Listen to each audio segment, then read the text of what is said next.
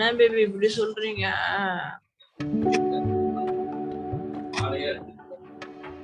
ஆ?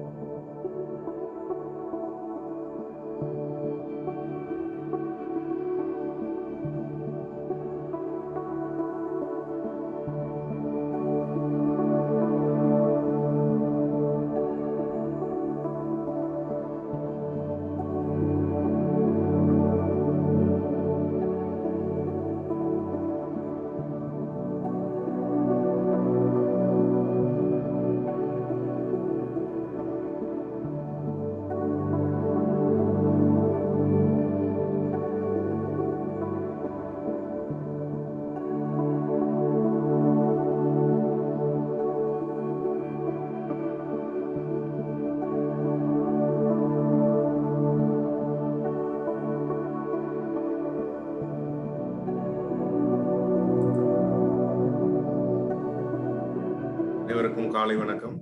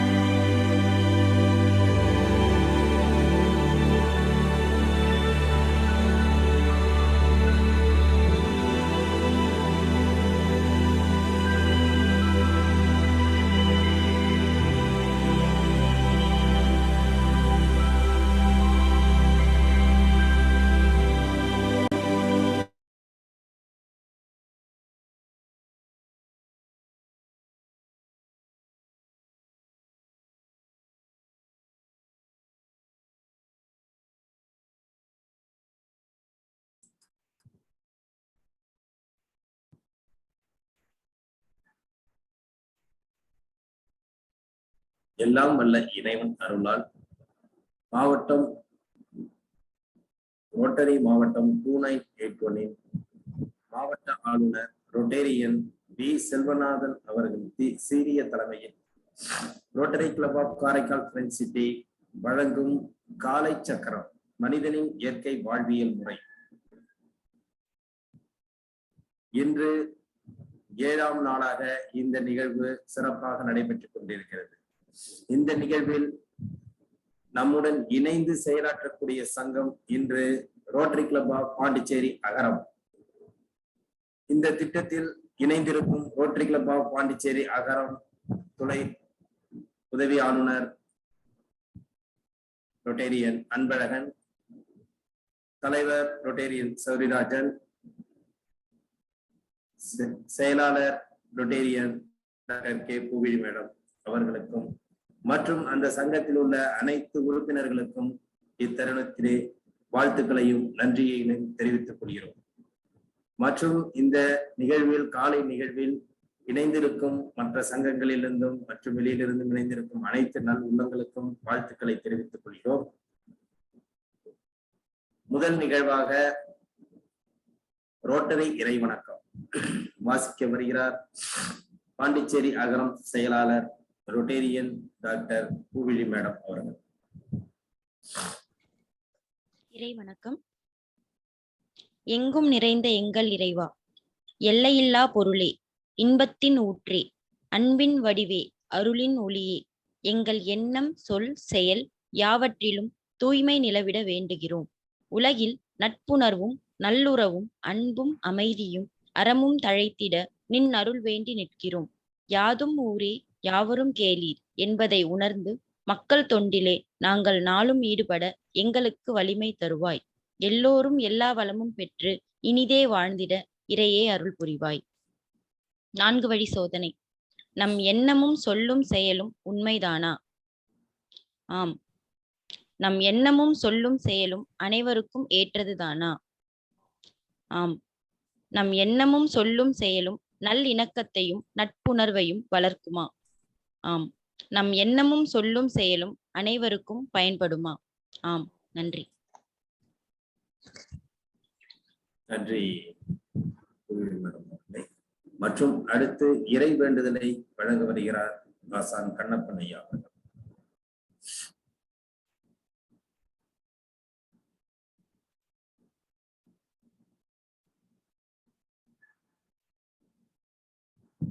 ஐயா உங்க ஆடியோ இல்லையா?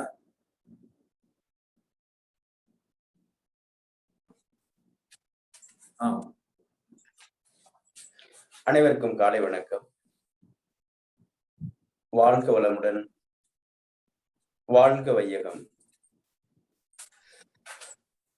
எல்லையற்ற பரம்பொருளே, இப்பயிற்சியின் மூலம் உடல் உள்ள நலம் மேம்பட அருள் புரிவாயாக. ஒட்டிய வயிறும் உயர்ந்த நெஞ்சமும் திறந்த தோள்களும் திண்ணிய நெஞ்சமும் துள்ளும் கால்களும் துவளா இதயமும் மலர்ந்த முகமும் கனிந்த பார்வையும் இவையாவும் பெற்று இறையுணர்வோடும் இயற்கையோடும் இணைந்து வாழ்வோம். என் மனம் சாந்தமானது, என் மனம் இரக்க குணமுடையது, என் மனம் நல்வினையாற்றக்கூடியது, என் மனம் நல் எண்ணங்களில் நிலைத்திருக்க அருள் புரிவாயாக. இயற்கை பேராற்றலே, வாழ்க வளமுடன்.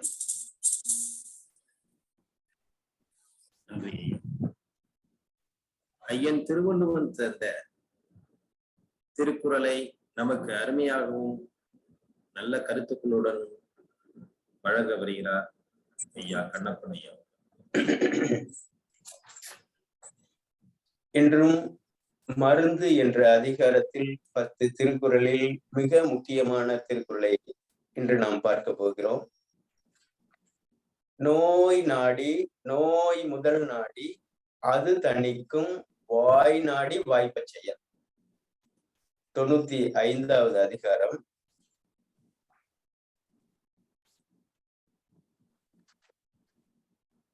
நோய் எங்கிருந்து நாடிச்சு, எங்கிருந்து தொடங்குச்சு? தொந்தரவு, நோய்ங்கிறது கூட நம்ம வழக்கப்படி நோய்னு சொல்லாதீங்க, அது ஒரு தொந்தரவு. அது எப்ப இருந்து தொடங்குச்சு, எங்கிருந்து தொடங்குச்சு அப்படின்னு சொல்ல வர்றாரு. அப்போ ஒரு 2-3 வருடத்துக்கு முன்னாடி ஒரு பிரச்சனை இருக்கும். அந்த மனநிலையை ஒட்டி அது தாக்கத்தை ஏற்படுத்த ஒரு நாள் அது பெருசாகி வெடிக்கிற மாதிரியான சூழ்நிலை வருது. அப்ப எப்ப தொடங்குச்சு அப்படிங்கிறத சொல்ல வர்றாரு. நோய் நாடி, நோய் முதல் நாடி, அது தணிக்கும் வாய் நாடி வாய்ப்பச் செயல் அப்படிங்கிறாரு வள்ளுவர்.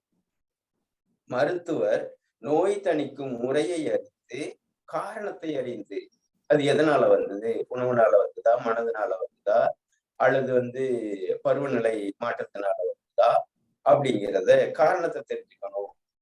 அதை தீர்க்கும் வழியையும் அறிந்து பிழைபடாமல் அந்த உடம்புக்கு தொந்தரவு இல்லாமல் செய்யறதுதான் மருத்துவருடைய வேலை அப்படின்னு சொல்ல வர்றாரு. மிக முக்கியமான பாடல். நோய் நாடி, நோய் முதல் நாடி, அது தணிக்கும் வாய் நாடி வாய்ப்பச் செயல். வாழ்க வளமுடன். நன்றி நன்றி ஐயா. அடுத்து மூட்டு இயக்க பயிற்சி. மூட்டு இயக்க பயிற்சியை நமக்கு அளிக்க வருகிறார்கள் பூங்குடி கண்ணப்பன் ஐயா அவர்கள்.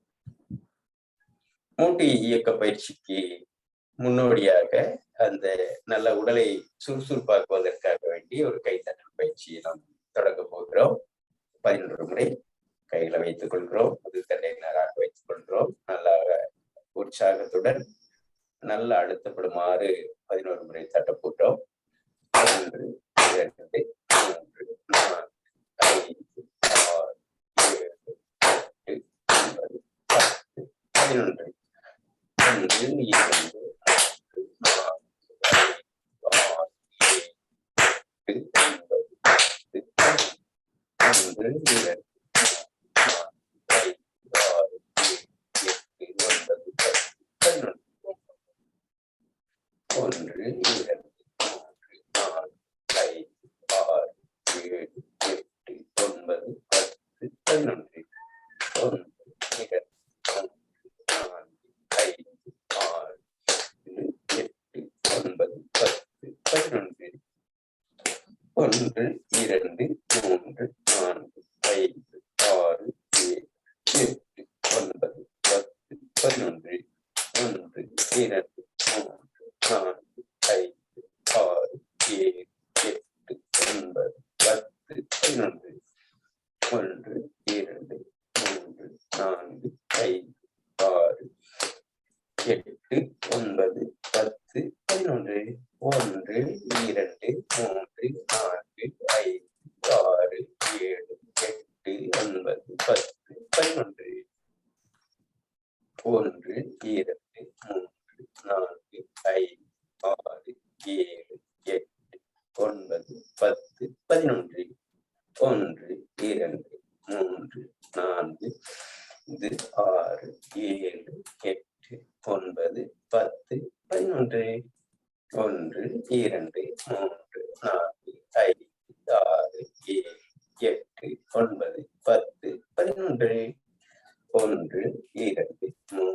4, 5, 6, 7,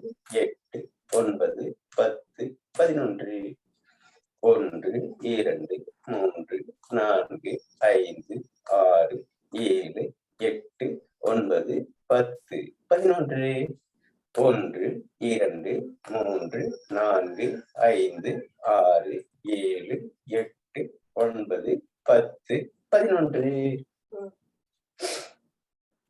1, 2, 3, 4, 5, 6, 7, 8, 1, 2, 11.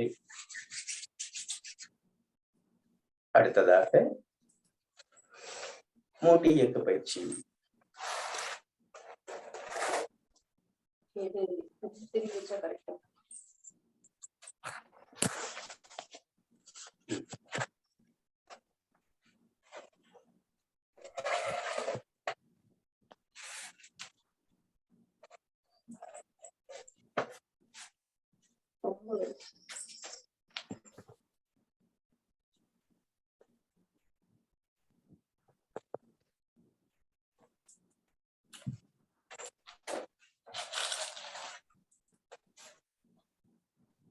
அனைவருக்கும் காலை வணக்கம்.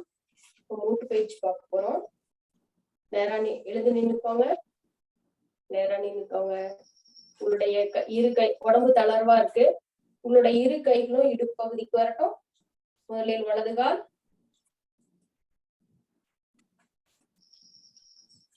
கணுக்கால் உள்பக்கமாக சுழற்சி ஒரு 5 முறை. 1 2 3 4 5. வெளிப்பக்கமாக 1 2 3 4 5. அடுத்தலே இடதுகால் உள்புறமாக 1 2 3 4 5. அடுத்து வெளிப்புறமாக 1 2 3 4 5. ஓய்வு. உடம்பும் கைகளும் ஓய்வுல இருக்கு. உடம்பு தளர்வா இருக்கு. சுவாசத்தை கவனிக்க போறோம். ஒரு ஆழமான மூச்சு காற்று. உள்ளிழுத்து மெதுவாக வெளியேற்றம் பண்ணுங்க. மீண்டும் ஒரு ஆழமான மூச்சு காற்று. மெதுவாக உள்ளிழுத்து மெதுவாக வெளியேற்றம் பண்ணுங்க. அடுத்து இருக்கால் முட்டி கொஞ்சமா குனிந்த நிலையில உங்களுடைய இரு கைகளும் கால் முட்டி பிடிச்சிருக்கட்டும். வலதுபுறமாக ஒரு 5 முறை, இடதுபுறமாக ஒரு 5 முறை. 1 2 3 4 5. அடுத்து இடதுபுறமாக 1 2 3 4 5. ஓய்வு. சுவாசத்தை கவனிங்க. உடம்பும் கையும் கால்களும் தளர்வா இருக்கு. சுவாசத்தையே கவனிக்கிறோம். ஆழமான மூச்சு காற்று. மெதுவாக உள்ளிழுக்கிறோம். மெதுவாக வெளியேற்றம் பண்றோம்.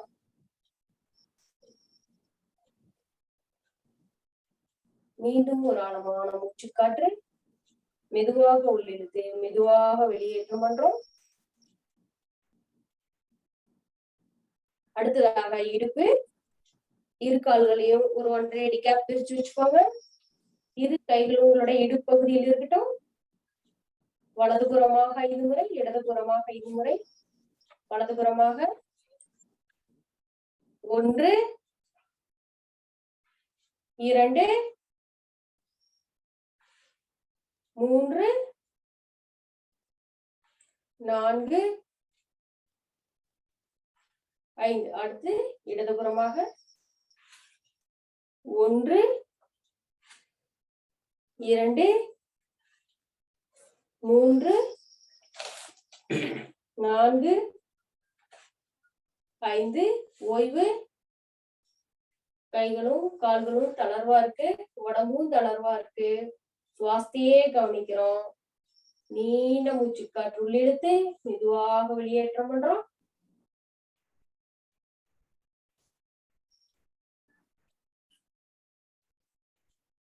மீண்டும் ஒரு ஆழமான மூச்சு காற்று. மெதுவாக உள்ளிழுத்து மெதுவாக வெளியேற்றம் பண்றோம்.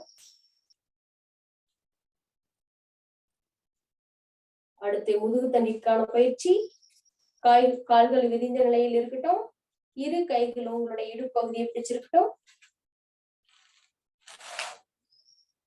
நின்ற நிலையில் ஆழமான மூச்சு காற்று. மெதுவாக உள்ளிழுத்து கீழே குனிந்த நிலையில் மூச்சு காற்றை வெளிவிட்டு மேலே எழுந்து பின்னோக்கி வளையும் நிலையில் மூச்சு காற்றை உள்ளிழுக்கிறோம்.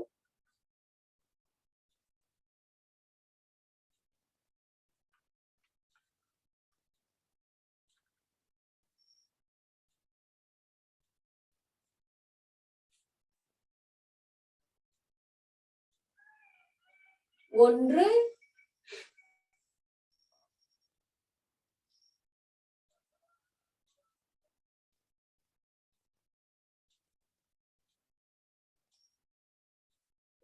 2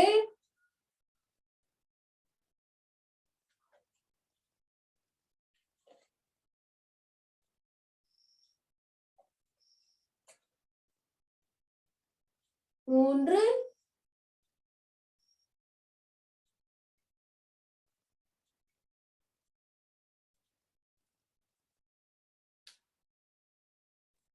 4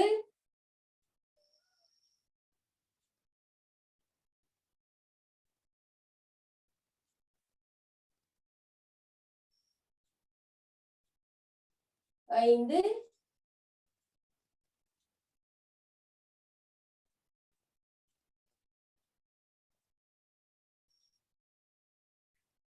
6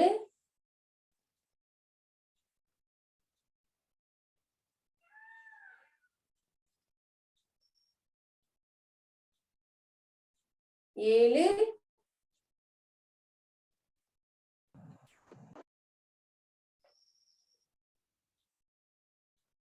8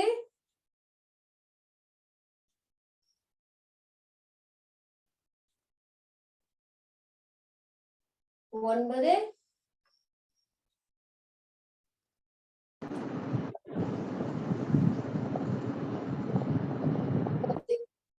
ஓய்வு. உடம்பும் கைகளும் தளர்வா இருக்கு. சுவாசத்தையே கவனிக்கிறோம். ஒரு ஆழமான மூச்சு காற்று. மெதுவாக உள் இழுத்து மெதுவாக வெளியேற்றம் பண்றோம்.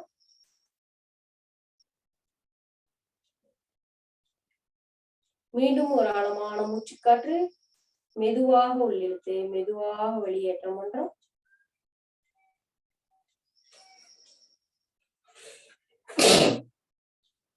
அடுத்ததாக பக்கவாட்டில் வளையும் பயிற்சி.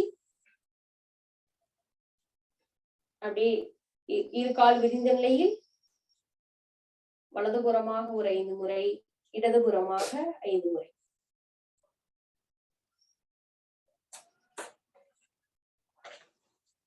ஒன்று, 2,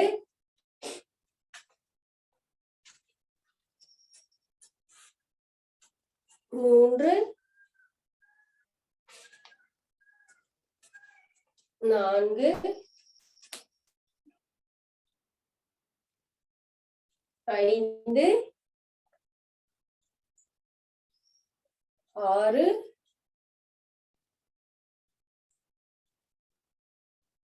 7, 8,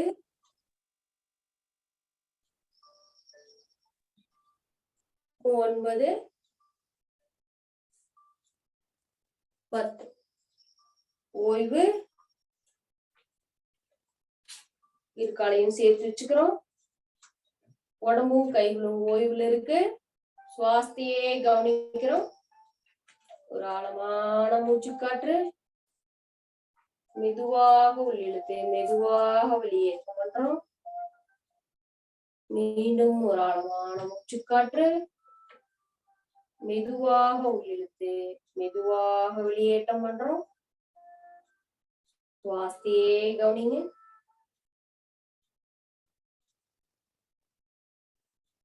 அடுத்ததாக இது தோள்பட்டை பயிற்சி. அப்படியே கைகளை காதோடனா சேர்த்து வச்சுக்கோங்க. முதல்ல உள்புறமாக சுழற்சி 10 முறை. 1, 2, 3, 4, 5, 6, 7, 8, 9, 10. அடுத்து வெளிப்புறமாக 1, 2, 3, 4, 5, 6, 7, 8, 9, 10. ஓய்வு. உடம்பும் கைகளும் ஓய்வுல இருக்கு. சுவாசத்தையே கவனிக்கிறோம். ஒரு ஆழமான மூச்சு காற்று. மெதுவாக உள்ளிழுத்து மெதுவாக வெளியேற்றம் பண்றோம். மீண்டும் ஒரு ஆழமான மூச்சு காற்று. மெதுவாக உள்ளிழுத்து மெதுவாக வெளியேற்றம் பண்றோம். அடுத்து இரு முழங்கை மூட்டு பயிற்சி. கைகளை நேரா வச்சுக்கோங்க. நல்லா இரு முட்டி பகுதியும் கோர்த்து வச்சுக்கோங்க. 1 2 3 4 5 6 7 8 9 10. அடுத்து இடதுபுறமாக 1 2 3 4 5 6 7 8 9 10. அப்படி கைகள் ஓய்வில் இருக்கு. சுவாசத்தையே கவனிக்கிறோம். ஒரு ஆழமான மூச்சு காற்று மெதுவாக உள்ளிழுத்து மெதுவாக வெளியேற்றம் பண்றோம். மீண்டும் ஒரு ஆழமான மூச்சு காற்று மெதுவாக உள்ளிழுத்து மெதுவாக வெளியேற்றம் பண்ணுங்க.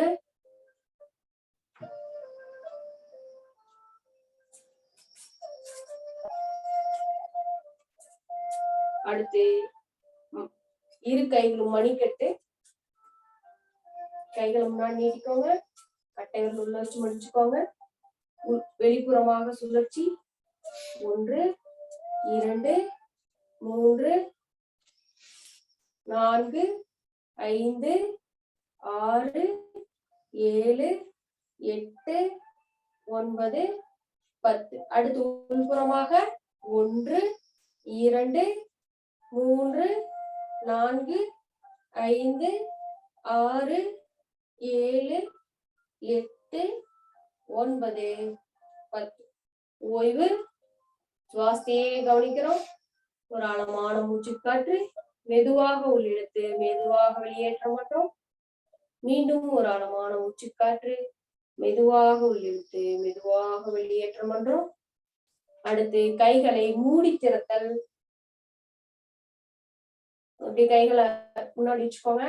கட்டை விரல உள்ள வச்சு நம்ம ஸ்ட்ரென்த்தை பயன்படுத்தி நல்லா இறுக மூடி திறக்கிறோம். ஒரு 10 முறை. 1 2 3 4 5 6 7 8 9 10. ஓய்வு. சுவாசத்தையே கவனிக்கிறோம். உடம்பு தளர்வா இருக்கு. இரு கைகளும் தளர்வா இருக்கு. சுவாசத்தையே கவனிக்கிறோம். நீண்ட மூச்சு காற்று உள்ளிழுத்து மெதுவாக வெளியேற்றம் பண்றோம். மீண்டும் ஒரு ஆழமான மூச்சு காற்று மெதுவாக உள்ளிழுத்து மெதுவாக வெளியேற்றம் பண்றோம். அடுத்து கழுத்து பயிற்சி.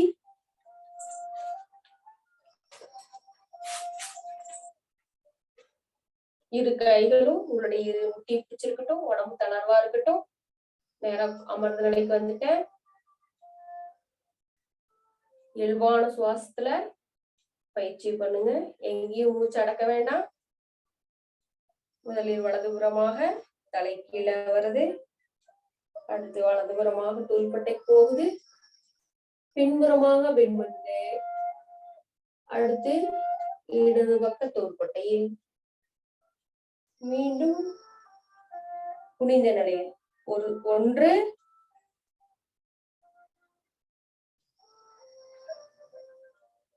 2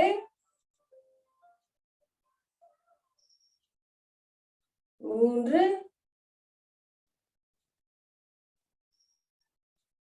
4 5. அடுத்து இடதுபுறமாக 1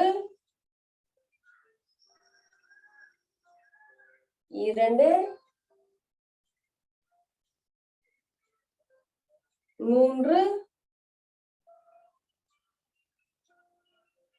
4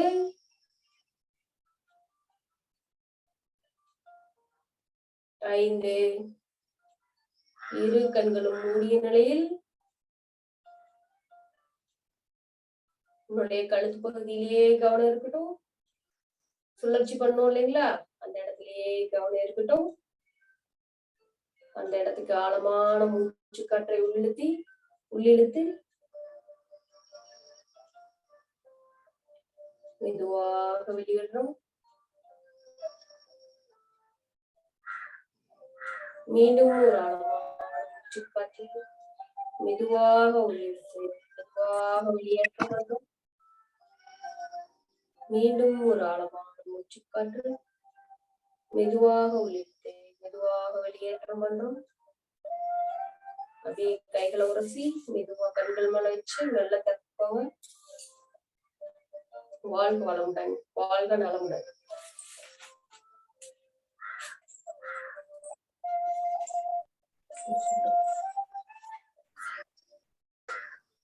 அடுத்து சூப்பர் பிரெயின் யோகா.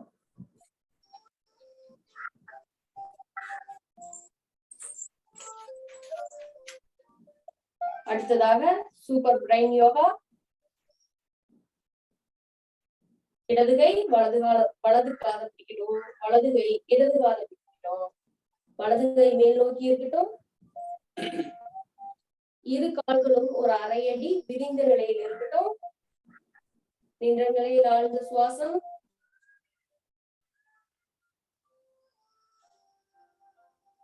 அமரும் நிலையில் மூச்சு காற்றை வெளிவிடுகிறோம். மேலே எழுந்த நிலையில் மூச்சு காற்றை உள்ளிழுக்கிறோம். ஒன்று, 2,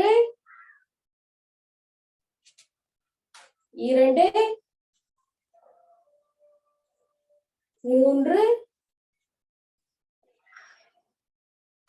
4, 5, 6, 7, 8, 9. 9ங்கிறது ஒரு சுழற்சி. இப்ப கைகளை ரிலீவ் பண்ணிடுறோம். உடம்பு ஓய்வுல இருக்கு. சுவாசத்தையே கவனிக்கிறோம்.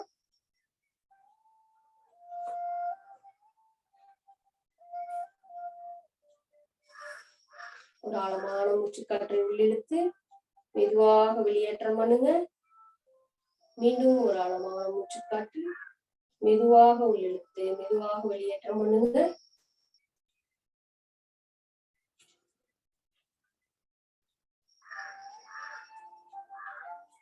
இரண்டாவது சுழற்சி. வலது கை இடது காதை பிடிச்சுக்கிறோம். இடது கை வலது காதை பிடிச்சுக்கிறோம். இடது கை மேல இருக்கு. நின்ற நிலையில் ஆழ்ந்த சுவாசம். அமரும் நிலையில் மூச்சு காற்றை வெளிவிடுகிறோம். எழுந்த நிலையில் மூச்சு காற்றை உள்ளிழுக்கிறோம்.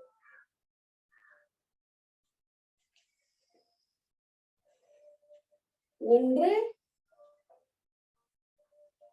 2,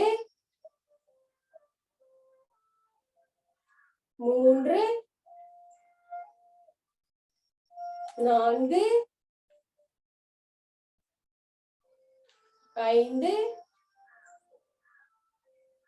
6, 7, 8, 9. இரு கைகளும் ரிலீஃபா இருக்கு. இரண்டாவது சுழற்சி முடிஞ்சிருச்சு. உடம்பு ஓய்வு வச்சுக்கோங்க. இரு கைகளும் ஓய்வுல இருக்கு. சுவாசத்தையே கவனிக்கிறோம்.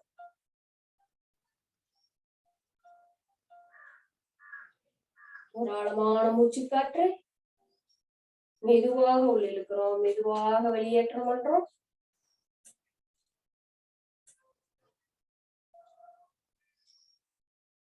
மீண்டும் ஒரு ஆழமான மூச்சு காற்று மெதுவாக உள்ளிழுத்து மெதுவாக வெளியேற்றம் பண்றோம். வாழ்க வளமுடன், வாழ்க நலமுடன். நன்றி.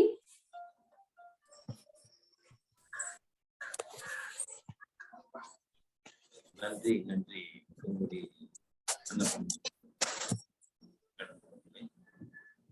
அடுத்ததாக சுவாசத்தை கவனித்த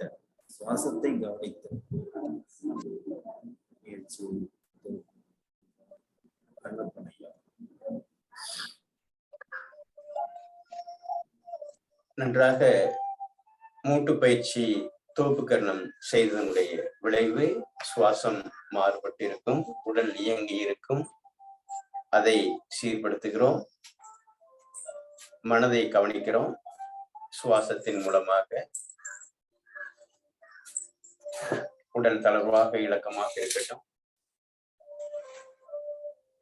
கண்களை மூடிய நிலையில் சுவாசத்தின் பக்கம் திருப்புகிறோம் நம்முடைய மனதை. சுவாசத்தோடு சேர்த்து நம்முடைய மனம் பயணிக்கட்டும்.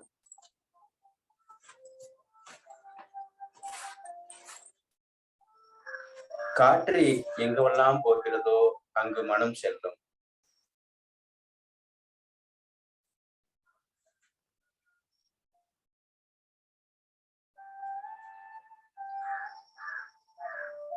மூச்சினுடைய இயக்கமே மன இயக்கம்.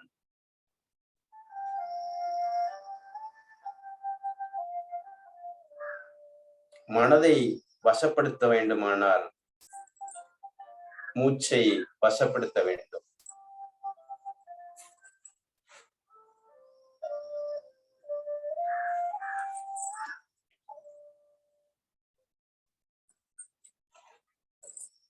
கீழை நாடுகளில்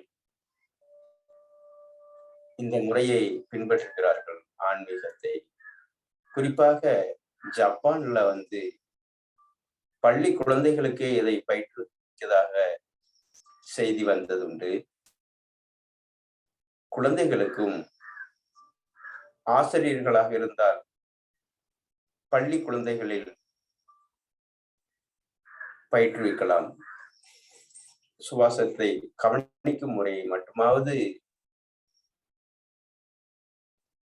செய்து கொடுக்கலாம். அப்பேற்பட்ட உயர்வான பயிற்சி, மென்மையான பயிற்சி சுவாசத்திலேயே இருக்கட்டும்.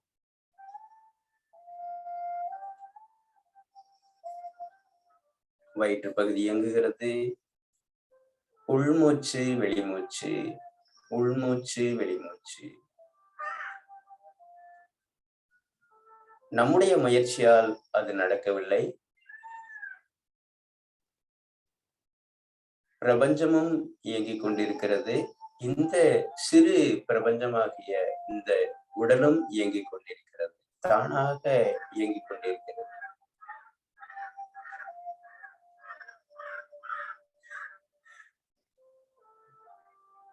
காற்று இயல்பாக இயங்கிக் கொண்டிருக்கிறது.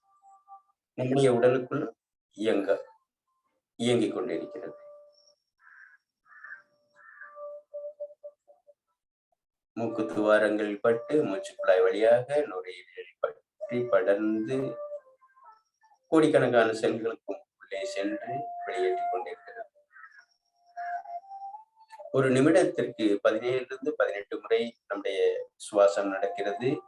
அந்த 18 முறையும் தூய்மையான காற்று உள்ளே சென்று உள்ளிருக்கக்கூடிய தேவையில்லாத விஷயங்களை சுவாசம் வெளியேறுகிறது. காற்றே நமக்கு கடவுள் என்பார்கள்.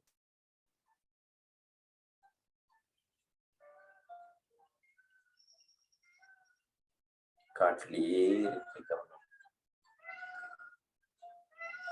சுவாசத்தில் கவனம். உட்செல்லும் மூச்சு, வெளியேற்றும் மூச்சு.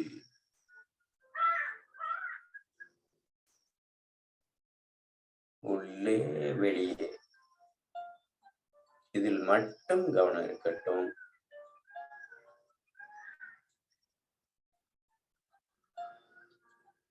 நமக்கு எந்த சமயத்திலாவது கோபம் என்றால் அந்த கோபத்தை தணிப்பதற்கு 60 சினம் என்று அவை சொன்னது போல, அந்த கனப்பொழுதில் நம்முடைய கோபத்தை தணிப்பதற்கு அற்புதமான பயிற்சி இந்த சுவாசத்தை கவனித்தல்.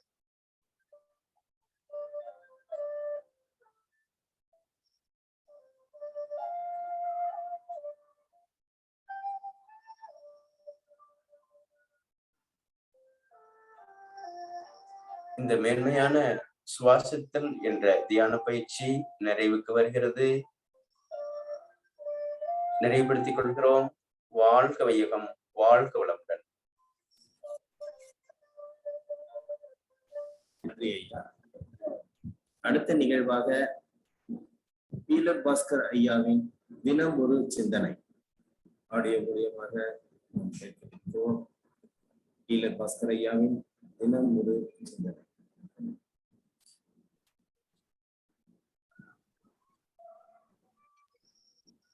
கோயம்புத்தூர்லயும் இருக்கிற நிறைய ஃபேக்டரி கழிவுகள் இந்த டேம்ல சேர்ந்துட்டதுனால இந்த டேம் ரொம்பவே பொல்யூட்டா இருக்குதுங்க. இதே மாதிரி இன்னும் நிறைய டேம்ஸை பத்தி இந்த ஷோல பார்க்கலாம். பட் அதுக்கு முன்னாடி ஹீலர் பாஸ்கர் சொல்ற மருந்தில்லா மருத்துவத்தை கேட்கலாம்.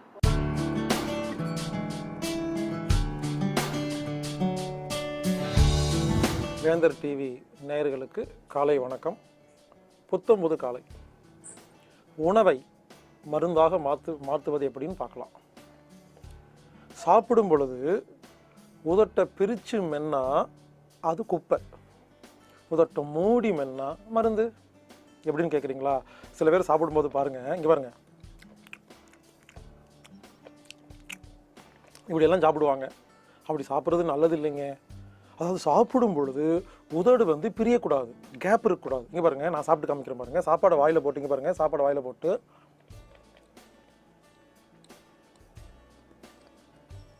மெல்லும் பொழுது உதட்டில் கேப் இருக்கக்கூடாது. இது ஏன்னு கேட்பீங்க. அதாவதுங்க, எச்சில் இருக்குல்ல, எச்சிலில் தான் நிறைய என்சைம் இருக்குங்க. இந்த என்சைம்ஸ் தான் சாப்பாடை மூலக்கூறாக மருந்தாக மாற்றி உடம்புல எல்லா வியாதியும் குணப்படுத்தி உடம்பு ஆரோக்கியம் வச்சுக்குது. அப்போ அந்த எச்சிலுக்கு எதிரி யார் தெரியுமா? காற்று. உதட்டை பிரித்து யார் சாப்பிட்றாங்களோ சர்க்கரை வியாதி வரும், பிபி வரும். ஏன் தெரியுமா? உதட்டை பிரித்து சாப்பிடும் பொழுது காற்று உள்ளே போகுதா, இந்த காற்று எச்சிலில் உள்ள என்சைம்ஸ்களை டைல்யூட் பண்ணுது, நீர்க்க வச்சிருது, வேலை செய்யாது. வாயில் நடக்கும் ஜீனத்துக்கு காற்று எதிரி. அதனால் இனிமேல் யார் எதை சாப்பிட்டாலும் சரிங்க, சாப்பிடும் பொழுது சாப்பாடை உள்ளே போடுறதுக்கு மட்டும்தான் வாயை திறக்கணும். இங்கே பாருங்கள், சாப்பாடை உள்ளே போட்டு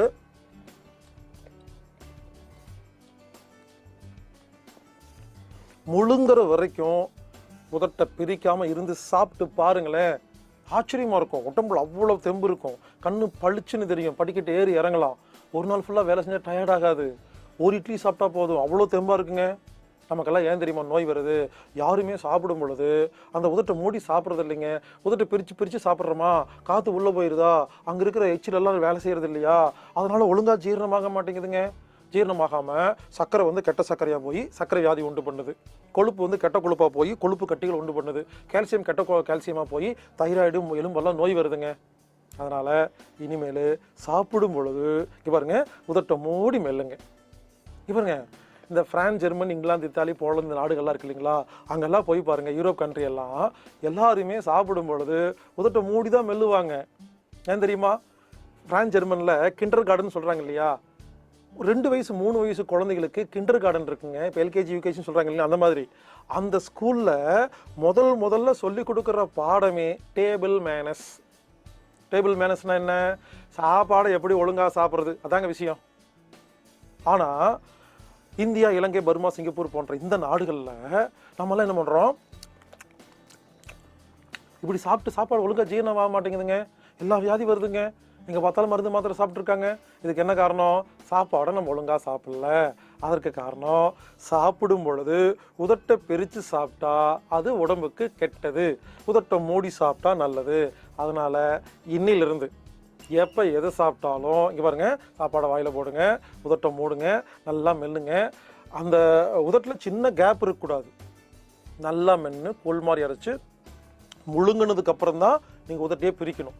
செஞ்சு பாருங்களேன், சாப்பாடு மருந்தாக மாறுங்க. ஆச்சரியமாக இருக்கும், அவ்வளோ தெம்பு கிடைக்குங்க.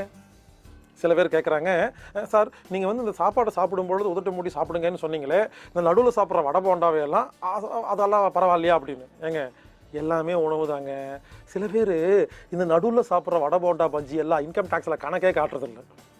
ஆமாங்க, காலையில் ஒரு 7-8 மணிக்கு நல்லா சாப்பிட வேண்டியது, அது வயிறு நிறைஞ்சிரும். இதுவே ஒரு நாளைக்கு தாங்கும். ஆனால் இவங்க என்ன பண்ணுவாங்க? ஆஃபீஸில் போய் உட்காருவாங்க ஒரு 10 மணிக்கு, எந்த வேலையும் செஞ்சுருக்க மாட்டாங்க, இன்னும் சாப்பாடு ஜீரணமாக இருக்காது. அதுக்குள்ளே என்னாகும்? ஒரு 11 மணிக்கு போண்டா, டீ எல்லாம் வரும். இன்னும் பசியே இருக்கல, வயிற்றுக்கு தேவையே இல்லை. ஆனால் நம்ம என்ன பண்ணுறோம்? ஒரு போண்டா டீ சாப்பிட்றோம். இதில் வேறு சில பேர், நான் சீனியர் 2 போண்டா வேஞ்சிட்டு அடிச்சு விட வேண்டியது. என்னாகும்? அதுவும் ஜீரணமாகாது. அதுக்கப்புறம் ஃப்ரெண்டு ஒருத்தர் 12 மணிக்கு வருவார்.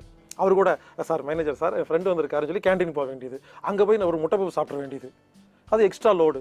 அதுக்கப்புறம் 1 மணிக்கு வந்துருமாமா 3 அடுக்கு டிஃபன் பாக்ஸ் திறந்துட்டு போய் கொண்டு போய் சாப்பிட்றது. என்னங்க அநியாயமாக இருக்குது. இங்கே பாருங்கள், ஒரு முறை சாப்பிட்டா அடுத்த பசி வர வரைக்கும் காத்து இருக்கணுங்க. அதே மாதிரி சாப்பிடும் பொழுது உதட மூடி இருக்கணும். செஞ்சு பாருங்களேன், ஆச்சரியமாக இருக்கும். அதனால் இப்போ இருந்து எது சாப்பிட்றதா இருந்தாலும் சாப்பாடை வாயில் போட்டுட்டு உதட்டை மூடி கேப் இல்லாமல் மென்று நல்லா கூழ் மாதிரி அரைச்சி முழுங்கி பாருங்களேன், அந்த உணவு மருந்தாக மாறும். இப்படி நாம் உதட்டை மூடி சாப்பிட்டால் காற்று உள்ளே போகாமல் சாப்பாடு ஒழுங்காக ஜீரணமாகி நாம் ஆரோக்கியமாக வாழலாம். வாழ்வோம் ஆரோக்கியமாக.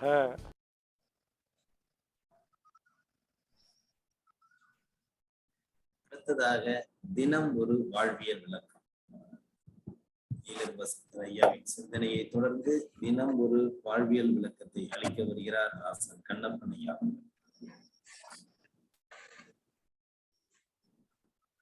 வாழ்க வையகம். நேற்று நாம் மிளகு பத்தி பார்த்தோம்.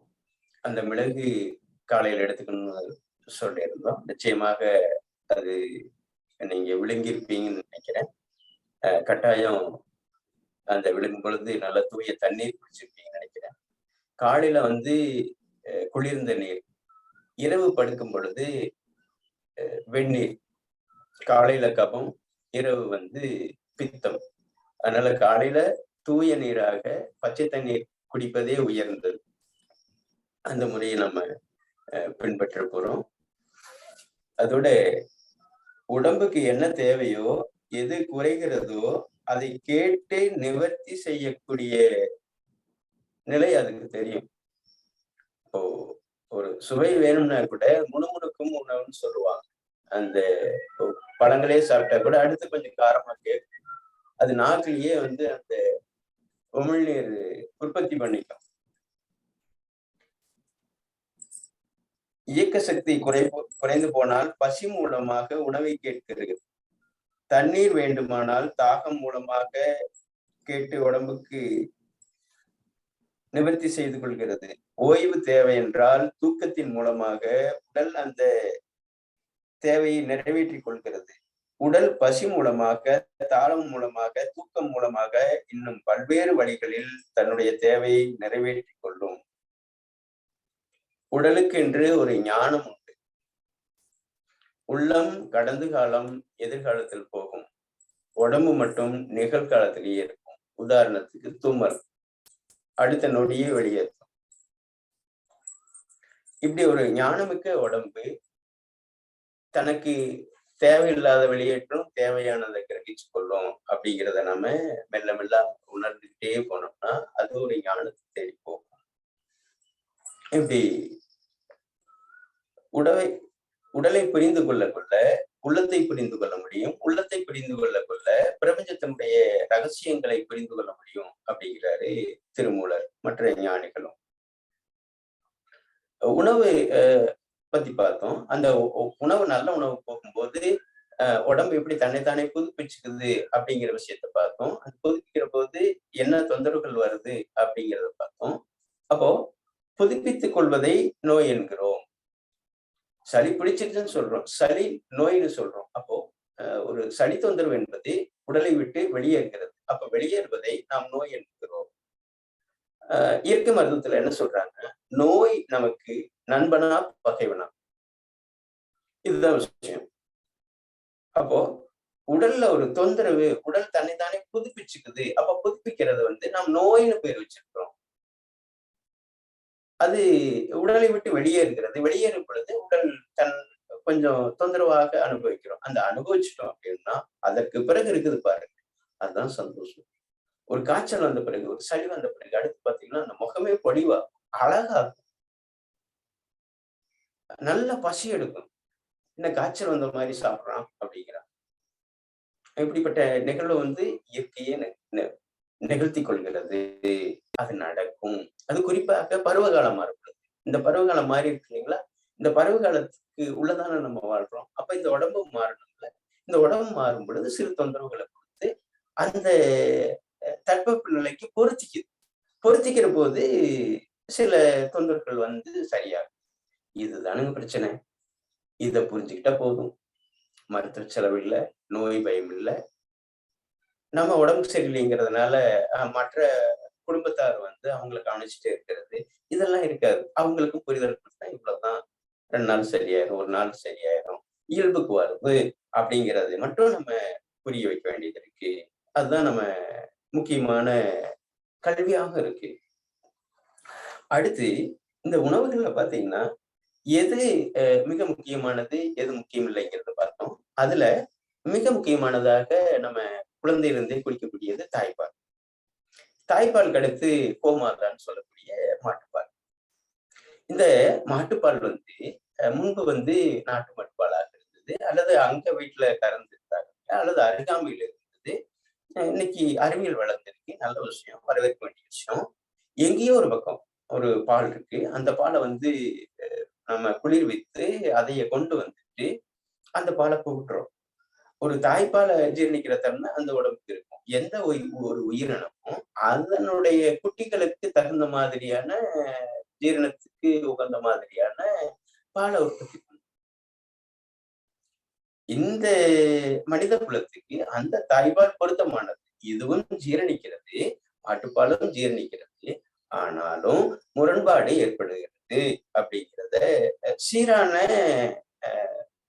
அந்த ஜீரண சக்தி சற்று குறைவாக இருக்கும். இதுக்கே இந்த நிலை அப்படின்னா, நாங்களே கிராமத்துல இருக்கிறோம். அந்த கிராமத்துல இருக்க போதே பாத்தீங்கன்னா, நாளைக்கு கண்ணு போடுதுங்க, அல்லது அடுத்த வாரம் கண்ணு போடுது, இன்னை வரைக்கும் பால் கறக்குறாங்க. உடம்புக்கு சரியில்லைங்க, பால் கறக்குறாங்க. அப்போ அந்த உடம்புக்கு சரியில்லைங்கிற போது அந்த பாலினுடைய தன்மை எப்படி இருக்கும் அப்படின்னு நாங்க நேரடியாகவே பார்க்கணும். அதனால முடிஞ்ச வரைக்கும் நீங்க என்ன தேடுறீங்களோ அது உங்களுக்கு கிடைக்கணும், இதுதான் விதி. முடிஞ்ச வரைக்கும் இந்த பாலை வந்து அருகாமையில வாங்குறதுக்கு முயற்சி பண்ணுங்க. அதையும் வந்து கொஞ்சம் ஃப்ரிட்ஜில் வைக்காம புகட்டுறதுக்கு முயற்சி பண்ணுங்க. அதோட சேர்த்து இந்த உடம்புக்கு சரியில்லாதவங்களுக்கு, நோய் தொந்தரவு உடையவங்களுக்கு அந்த பாலை கொஞ்சம் நிறுத்தி பாருங்க. ஒரு வாரத்துக்கு முதல்ல நாங்க செய்யக்கூடிய விஷயம் என்ன அப்படின்னா, எங்ககிட்ட வரக்கூடிய உடல் தொந்தரவுக்காரர்களுக்கு முதல்ல இந்த பால் பொருளை நிறுத்தி சொல்லுவோம். ஏன் அப்படின்னு ஒரு கேள்வி வரலாம். பால் நல்லது தானே? ஆமா நல்லதுதான். அப்படியே கொடுக்க மாட்டேங்கிறோம். இந்த பாலை பிரிக்கிற அளவுக்கு உடம்புல சக்தி இல்லைங்க. நல்லா விளையாடணுங்க, நல்ல உடல் உழைப்பு செய்யணுங்க, நல்லா நடக்கணுங்க. அவங்களுக்கு அந்த மாட்டுப்பால் பொருத்தம் ஜீரணிக்கும். நீங்க ஒரு அலுவலகத்துக்குள்ளேயே வந்துருக்கீங்க, ஒரு ஏசி ரூம்லயே வந்துருக்கிறீங்க, இயக்கமே இல்லை, அது எப்படி ஜீரணிக்கும்? இப்போ ஒரு வண்டி வந்து 100 கிலோமீட்டர் 50 கிலோமீட்டர் போகுது, ஒரு வண்டி வந்து நிறுத்தியே இருக்குது, ரெண்டுக்கும் ஒரே பெட்ரோல் அப்படின்னு எப்படி சாத்தியமாகும்? அதனால நல்ல எரிசக்தி இருக்கிறவங்களுக்கு அந்த பால் உணவு பொருத்தமானது. இன்னொரு விஷயம் கேளுங்க, மிக முக்கியமானது. இன்னைக்கு இருக்கக்கூடிய இந்த பால் வந்து 10 லிட்டர் 20 லிட்டர்களை தெரியுங்களா? அந்த மாடுகள் வந்து கலப்பினத்துல வர்றது. எதோட கலப்பினம் அப்படின்னா பன்றியும் பசுவும். இப்படிதான் அறிவியல் சொல்லப்படுது. தக்காளி இருக்கு இல்லையா, இந்த தக்காளி வந்து தவளையினுடைய இதுவும் கலந்து வரக்கூடியது. இப்படி எல்லாம் நம்ம உருவி பார்த்துக்கிட்டே இருந்தோம்னா நிச்சயமாக நம்முடைய பாரம்பரியத்துக்குள்ள உள்ள போய் வேண்டியதற்கு முன்ன என்ன பண்ணணுமோ அதை திரும்ப செய்ய வேண்டியது இருக்குதுங்க. அதனால நம்ம தாய்ப்பாலை வந்து கொடுத்துட்டு அதுக்கு பிறகு வந்து அருகாமையில் இருக்கக்கூடிய பால் நிச்சயமாக வந்து கெடுதல் செய்யாது. எங்கேயோ இருந்து அந்த பாக்கெட் போட்டு அதை ஃப்ரிட்ஜில் வச்சு அதை கொடுக்கும் பொழுது நிச்சயமாக அது ஜீரணிக்காதனால சளியாக வெளியேறுது. அந்த சளி வெளியேற்ற முடியாத காய்ச்சல் வருது. அந்த காய்ச்சலை நோயின்னு பயந்துக்கிட்டு நம்ம கொண்டு போயிட்டு லட்சக்கணக்கில் பணத்தை கொடுக்கறது மட்டும் இல்லாம நம்முடைய மன நிம்மதியும் வந்து கெடுத்து நிறைய அதனால வந்து மன உளைச்சலாக்க வேண்டியது இருக்குதுங்க. அதனால முறையாக அந்த உணவுகளை வந்து சீர்படுத்துறது, அது எது உகந்தது அப்படிங்கிறத வந்து நீங்களும் மேலும் மேலும் புத்தகங்கள் வாயிலாக மற்ற ஊடகத்தின் வாயிலாக நீங்க தெரிஞ்சு கொள்ளுங்க. ரெண்டாவது ஒரு அற்புதமான இந்த ஆய்வு கூடமாக கிடைச்சிருக்கு இந்த உடம்பு. பரிசோதனை பண்ணுங்க, ஒரு நாள் கரிசி சாப்பாடு சாப்பிட்டு பாருங்க. அதுலயும் குறிப்பாக இரவுல வந்து முற்றிய தயிர் உண்ண வேண்டாங்கிறார் வள்ளல் பெருமான். இரவுல கட்டாயம் கீரை சாப்பிடாதீங்க. இரவுல மட்டன் சாப்பிடாதீங்க, அசைவ உணவு எடுத்துக்காதீங்க. சூரிய வெளிச்சி இருக்கிற போது தானே உணவு கொடுக்கணும். அப்படிதான் இருந்தாங்க. 120 வயசு இருந்தாங்க. ஒண்ணே ஒண்ணு, உங்களுடைய ஆரோக்கியத்தை பின்பற்றணும்னா கட்டாயம் இரவுல நேரமே சாப்பிடுங்க. பாருங்களேன், அதுவே அத்தனையும் சரி பண்ணும். தூக்கம் தானுங்க அருமருந்து. நல்ல அந்த நேரமே சாப்பிடும் பொழுது, இரவு முன்கூட்டியே சாப்பிடும் பொழுது அது நல்ல வயிறு காலியாயிரும். காலியான பிறகு நீங்க தூங்கி பாருங்க. விடிய காலையில நல்ல ஒரு சிறுவரை பிடிச்சி தள்ளிவிட்ட மாதிரி இருக்கும். அவ்வளவு சுறுசுறுப்பா இருக்கும். செய்து பாருங்க, பயன்படுத்துங்க. நேரம் கருதி அடுத்த நிகழ்வுக்கு செல்வோம். வாழ்க வையகம், வாழ்க வளமுடன்.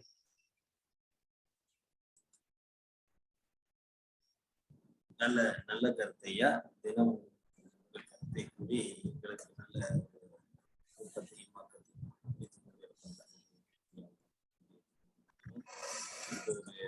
சம்பந்தமான விஷயங்களை சொல்லி அடுத்து நமக்கு அளிக்க வருகிறார் சாந்தியாசன். அடுத்த நிலைக்கு செல்கிறோம்.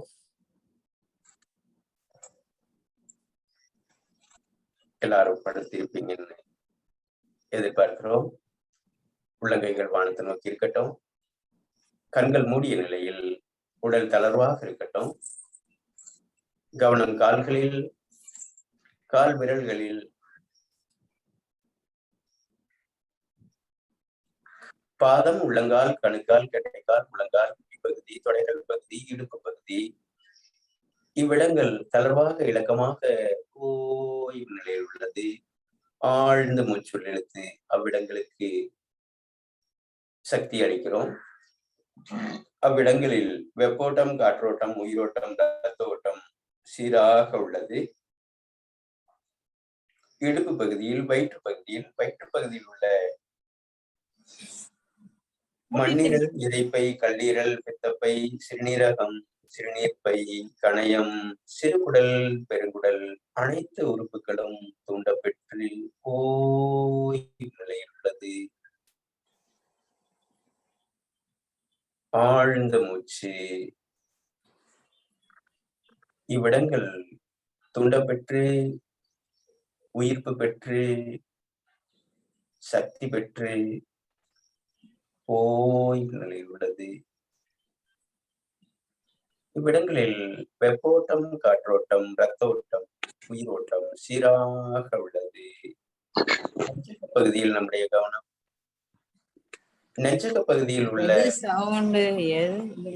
நுரையீரல், இதயம் மற்றும் உறுப்புகள் சீராக உள்ளது. தோள்பட்டை பகுதியில்,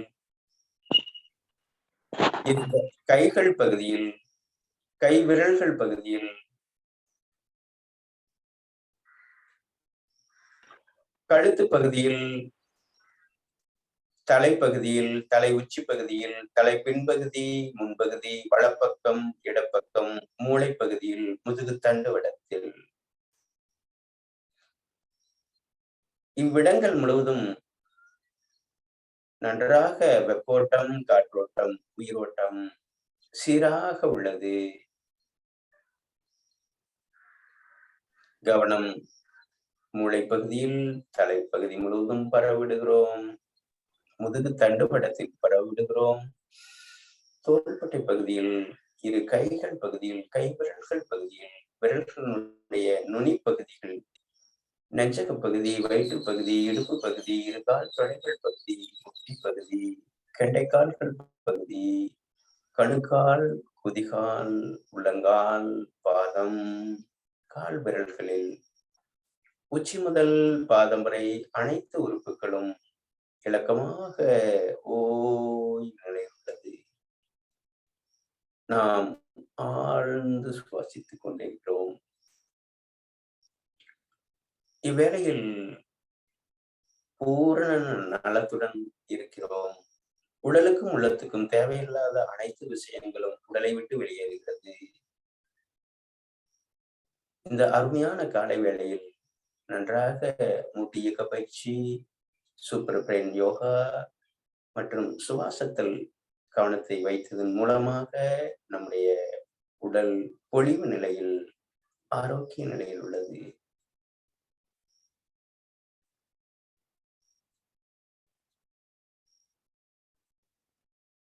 ஆழ்ந்த மூச்சு, நிதானமான மூச்சு.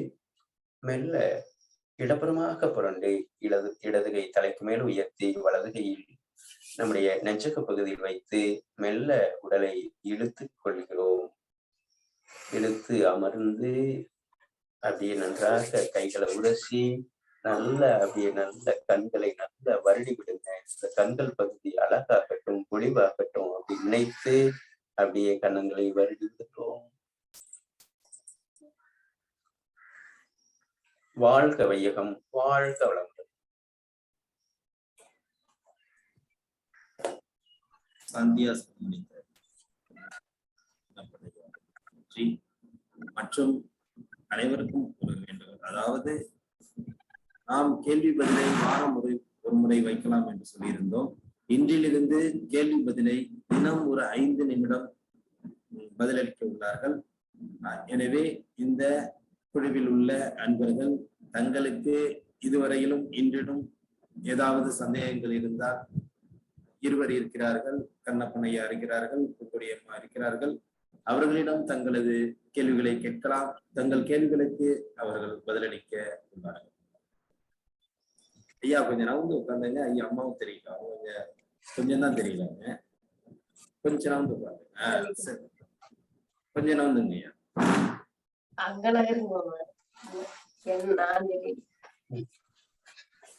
போதும் அப்படியே உட்கார. அன்பர்கள் தங்களுக்கு சந்தேகங்களை கேட்டுக்கொள்ளலாம். ஏதாவது சந்தேகங்கள் இந்த நடக்கும் வகுப்பிலே தங்களுக்கு ஏதாவது சந்தேகம் இருந்தால் தெளிவுபடுத்திக் கொள்ளலாம். 5 நிமிடங்கள் கேள்வி பதிலுக்காக ஒதுக்கப்படுகிறது. தங்களுக்கு சந்தேகம் இருந்தால் கேட்டுக்கொள்ளுங்கள். நன்றி ஐயா. காலை வணக்கம் ஐயா. காலை வணக்கம். சொல்லுங்க ஐயா. ஐயா, உணவு அருந்தும் போது இப்ப நம்ம தண்ணி குடிக்கிறது நல்லதா, இல்ல முன்னாடி குடிக்கணுமா பின்னாடி குடிக்கணுமா, எப்படி உணவுக்கும் தண்ணிக்குமான இடைவெளி பத்தி சொல்லுங்க ஐயா. ஐயா, உணவுக்கு முன்னாடி ஒரு 10 நிமிடத்துக்கு முன்னாடி உங்களுக்கு தாகம் இருந்தா குடிச்சுக்கோங்க, இடையில வேண்டாம். உணவுக்கு இடையில தாகம் வேண்டாம். அப்படி ஏதாவது உங்களுக்கு கொஞ்சம் உணவு சாப்பிட்டு கொஞ்சம் ஏதாவது விக்கிற மாதிரி இருந்துச்சு அப்படின்னா ஒரே ஒரு முடக்கு அந்த தண்ணி வந்து இடைவெளிக்கு போகாம நீங்க குடிக்கிற தண்ணி அந்த உணவுக்குள்ளாலேயே படுற மாதிரி ஒரே ஒரு முடக்கு தண்ணி மட்டும் குடிச்சுக்கோங்க. மற்றபடி நீங்க சாப்பிட்டு ஒரு 10 நிமிடம் கழிச்சு கூட அது வந்து கொஞ்சமா குடிங்க, ரொம்ப வேண்டாம். ஒரு மணி நேரம் உங்களுக்கு எவ்வளவு தேவையோ அவ்வளவு குடிச்சுக்கலாம். நல்லதுங்க நல்லதுங்க. இந்த ஆயில் புல்லிங் சொல்றாங்க இல்லையா, நல்லெண்ணெய் வச்சு வாய் கொப்பளிக்கிற மாதிரி, அதுல ஏதாவது பயன் இருக்கா? இது பண்ணலாமா எப்படின்னு மட்டும் சொல்லுங்க. நிச்சயமாக பண்ணலாங்க. இந்த ஆயில் புல்லிங் பண்ணும் பொழுது இந்த சுவை அரும்புகள் தானே, இந்த 6 சுவைகளும் இந்த நாக்கில் இருக்கக்கூடிய சுவை அரும்புகளால தான் கிரகிச்சுக்குன்னு சொல்றோம். அப்போ அந்த ஆயில் புல்லிங் பண்ணும் பொழுது, காலையில அந்த நல்லெண்ணெயை ஊற்றி பண்ணும் பொழுது அந்த சுவை அரும்புகள் வந்து உயிர்ப்பு பெறுது. அதோட அந்த பல்லுல இருக்கக்கூடிய, வாயில இருக்கக்கூடிய, நாக்கில் இருக்கக்கூடிய நச்சுக்களை வந்து வெளியே கொண்டு வர்றதுக்கான ஒரு அற்புதமான பயிற்சி. அதோட சேர்த்து அந்த ஆயில் புல்லிங் பண்ணும் பொழுது இந்த நரம்புகள் இருக்கு இல்லைங்களா, இந்த வாயில இருக்கக்கூடிய நரம்புகள் முழுவதும் செயல்படுத்தி அனுபவத்துல பார்த்துருக்கோம். மிகச்சிறந்த பயிற்சி முறை அது, எளிய பயிற்சி. அதோட அந்த ஜீரண சுரப்பிகளை வந்து ஒழுங்குபடுத்துறதுக்கு வந்து மிகச்சிறந்த பயிற்சியாக இருக்கு இந்த ஆயில் புல்லிங், நல்லெண்ணெய் கொப்பளித்தல். மண்ணீரலை சரி பண்ணணும் அப்படின்னாலும் இந்த ஆயில் புல்லிங் பண்ணலாம், அவசியம் பண்ணலாம், எல்லாரும் பண்ணலாம். எளிமையான பயிற்சி, எல்லாரும் பின்பற்றலாங்க. இதை பத்தின வகுப்புகள் வந்து அது அடுத்த நிலைகளுக்கு இருக்கு. இருந்தாலும் ஐயா முன்கூட்டியே கேட்டதுனால இது எல்லாத்துக்கும் பயனுடையதாகவும் இருக்கும். இந்த பதிவை நாங்க அடிக்கிறோம். வாழ்க வளமுடன். நன்றி ஐயா. வணக்கம் ஐயா, வாழ்க வளமுடன். வாழ்க வளமுடன். சொல்லுங்கம்மா. ஐயா, நீங்க இந்த குறுமிளகு சொன்னீங்க இல்லையா? ஆமாங்க. அது வந்து எப்படிங்க, நம்ம காலையில சாப்பிடணுமா இல்ல மதியமா இல்ல சாப்பிட்டதுக்கு அப்புறமா, அது எப்படிங்க? காலையிலமா தூங்கி எழுந்த உடனே பல் துளக்கிட்டு ஒரு மிளகுல இருந்து ஆரம்பிங்க. 25 மிளகு வரைக்கும் போலாம். சரிங்க. ஃபர்ஸ்ட் நாள் 1, அடுத்த நாள் 2, இப்படி 25 நாள் போய் அதுக்கப்புறம் படிப்படியா கீழே வர்றதுங்க. ஒரு 50 நாள் வந்து தொடர்ச்சி எடுக்கிறப்ப உங்களுக்கு இப்ப இருக்கிற ஏதாவது உடல் தொந்தரவுகளும் உங்களுக்கு இனிமேல் வரக்கூடிய தொந்தரவுகள் எதுவுமே வந்து வராது. முக்கியமா வந்து நுரையீரல் தொந்தரவுகள் எதுவுமே இருக்காது. அடிக்கடி தும்மல் வர்றதோ, அடிக்கடி சளி பிடிக்கிறதோ, மலச்சிக்கல் கூட தீந்துரும். அம்மா இப்ப வந்து மிளகு வந்து முழுசாதான் முழுங்கணுங்களா? முழுங்கணும், கடிக்க கூடாது, அப்படியே விழுங்கிருங்க. ஆமா, சரிங்கம்மா. இப்போ நம்ம அது சாப்பிட்டதுக்கு அப்புறம் டீ காஃபி எதுவுமே குடிக்க கூடாதுங்களா? அப்புறம் சாப்பாடு எப்போதும் போல 9 மணிக்கா 10 மணி? காஃபி ஒரு 10 நிமிடம் 20 நிமிடம் கழிச்சு கூட ஏதாவது மூலிகை தூள் கலந்த பானம் அருந்திக்கோங்க. காஃபி அவாய்ட் பண்ணிடுங்க. ஏதாவது மூலிகை நீர் மாதிரி குடிக்க சரிங்களாமா? தாராளமா மூலிகை நீர், ஆவாரம் பூ, செம்பருத்திக்குள்ள மூலிகை தேநீர் அருந்திக்கோங்க. சரிங்கம்மா. நன்றிங்கம்மா. வாழ்க வளமுடன். நன்றிங்கம்மா. வாழ்க வளமுடன். அம்மா அம்மா சொல்லுங்கம்மா. மிளகு சொன்னீங்கல்லங்கம்மா. ஆமாங்கம்மா.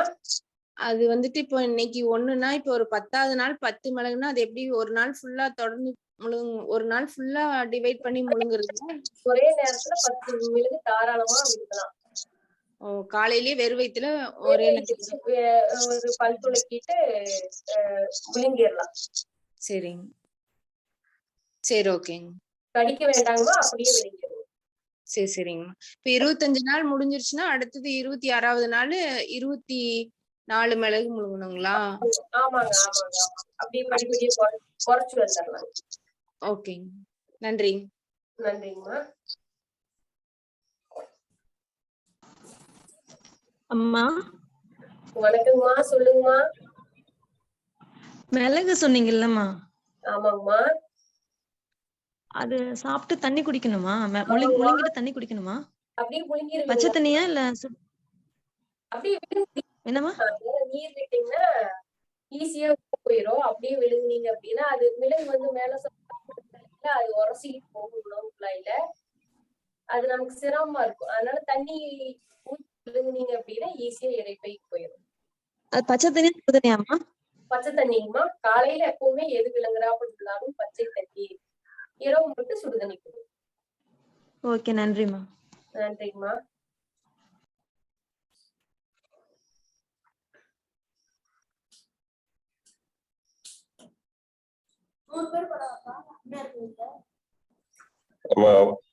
ஐயா வணக்கங்க ஐயா. வணக்கங்க ஐயா.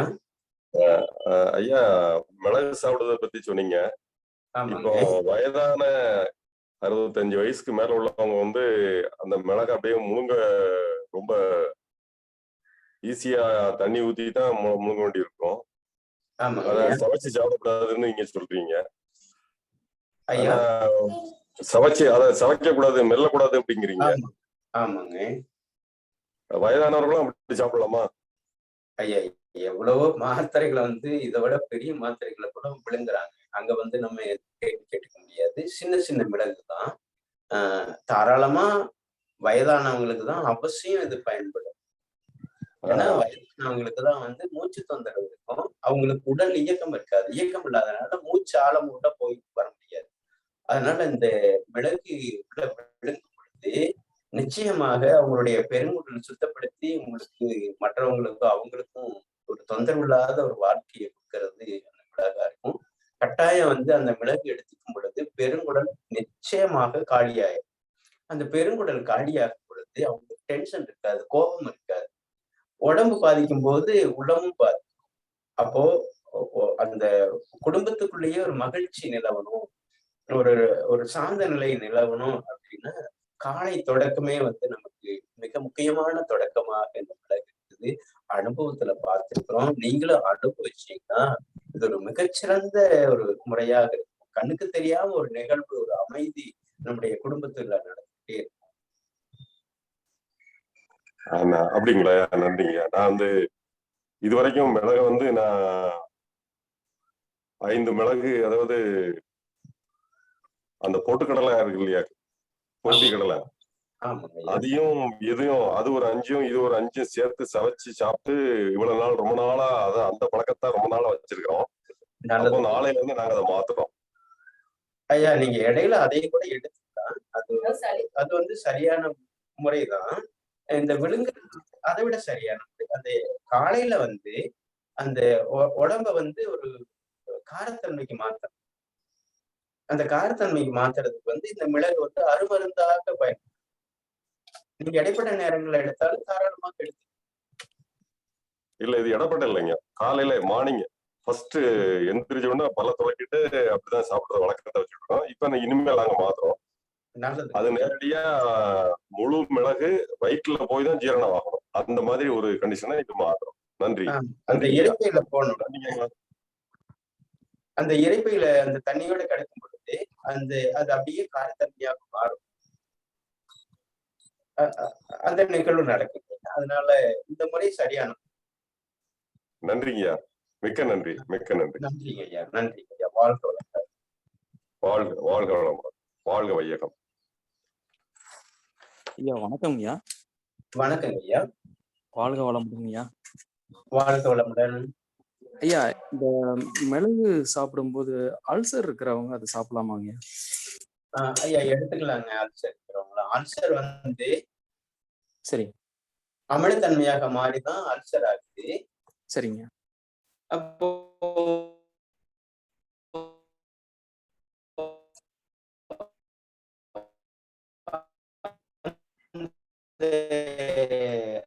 அமிலத்தன்மையாக மாற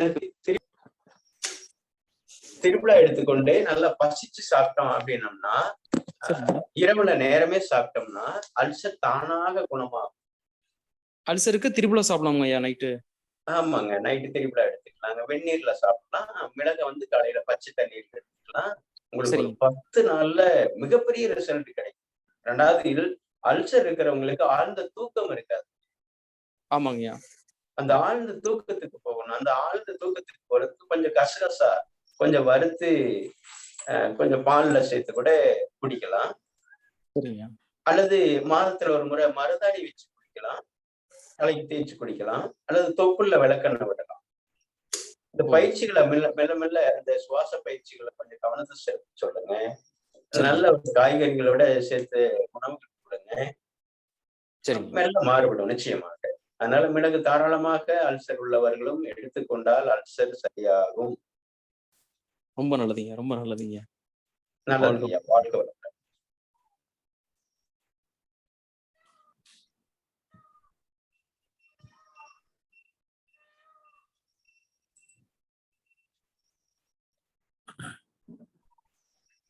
ஐயா. அம்மா வாழ்க வளமுடன். சொல்லுங்கம்மா. அம்மா இது எல்லா வயசு உள்ளவங்களும் அந்த போடலாங்களாங்கம்மா? வயசு மிளகுதாங்க. சாப்பிடலாங்கம்மா. எங்க பாப்பாவுக்கு 11 வயசு ஆகுது. அதே டெய்லி 5 மிளகு இருக்குது. சரிங்க. நீங்க தாராளமா குழந்தைங்க சாப்பிடுற குழந்தைங்கன்னா ஒரு மிளகு நீங்க தாராளமா கொடுக்கலாம். அது விழுங்குற நான் விழுங்கிக்குவேன் அப்படின்னு சொல்லிச்சுன்னா நீங்க ஒரு மிளகு தாராளமா கொடுக்கலாம். சரிங்க. பெரியவங்க அப்படிங்கிறப்ப நம்ம 1ல இருந்து ஆரம்பிச்சுக்கலாம். இல்ல ரெகுலராவே ஒரு 5 மிளகு 10 மிளகு ரெகுலராவே ஒரு 30 நாள் 48 நாள் ஒரு மண்டலம் விழுங்கிட்டே இருக்கலாம். சரிங்க. 10 வயசு குழந்தைக்கு 10 மிளகு வரைக்கும் போறாங்க. 10ல இருந்து 9, 8, 7. சரிங்க. என்னன்னாங்கம்மா இப்ப 50 நாள் முடிஞ்சிருச்சுன்னா அதை அப்படியே கண்டினியூ பண்றாங்களா இல்ல விட்டுட்டாங்களா? கொஞ்ச நாள் இடைவெளி விடலாம். ஒரு 3 மாசம் அந்த மாதிரி கேப் விட்டு அப்புறம் மறுபடியும் ஆரம்பிச்சுக்கலாங்களா? ஆரம்பிச்சுக்கலாம். நன்றி.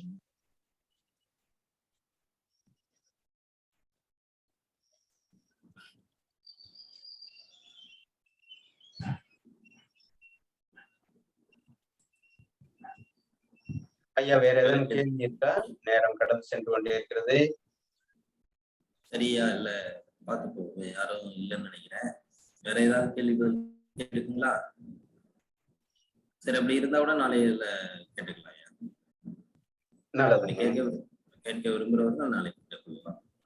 சந்தோஷம்.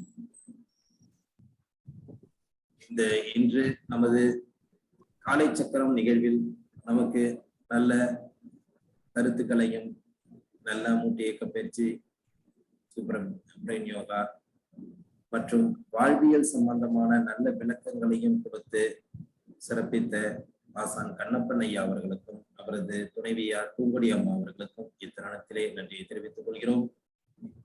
மற்றும் இங்கு நமக்கு, அதாவது rotary club of Karaikal friends city வழங்கும் இந்த நிகழ்ச்சியில் இன்று நமக்கு இணைந்து இந்த திட்டத்துக்கு நம்மளுடன் இணைந்துள்ள ரோட்டரி கிளப் ஆஃப் பாண்டிச்சேரி அகரம் சங்கத்தில் உள்ள தலைவர், செயலாளர் உள்ளிட்ட அனைத்து உறுப்பினர்களுக்கும் இத்தருணத்தில் நன்றி தெரிவித்துக் கொள்கிறோம்.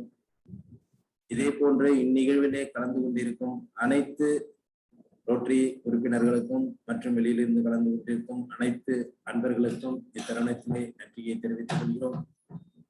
இந்த நிகழ்வை இனிவரும் காலங்களில் சிறந்த ஒரு நிகழ்வாக மாற்றியமைக்க எல்லாம் அல்ல இறைவனை வேண்டி இந்த நிகழ்வினை இத்துடன் நிறைவு செய்து நாளை காலை 5 மணி முதல் 6 மணி வரை அனைவரும் இந்நிகழ்வில் இணைந்து சிறப்பாற்றுமாறு அன்புடன் வேண்டி விரும்பி கேட்டுக்கொள்கிறோம். நன்றி. வாழ்க வளமுடன், வாழ்க வளமுடன், வாழ்க வாழ்க வையகம், வாழ்க வையகம், வாழ்க வளமுடன். நன்றி.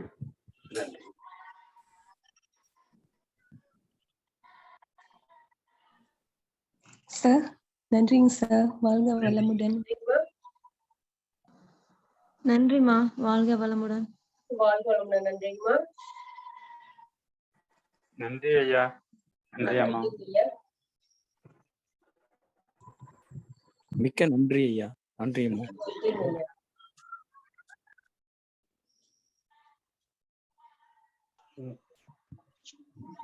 நன்றி ஐயா. மிளகு சொன்னதுக்கு நன்றி. நன்றிங்கம்மா. நன்றிங்க ஐயா. பயன்படுத்துவோம் ஐயா. புது தகவல். மீனால் பேசுறேன். நன்றி ஐயா.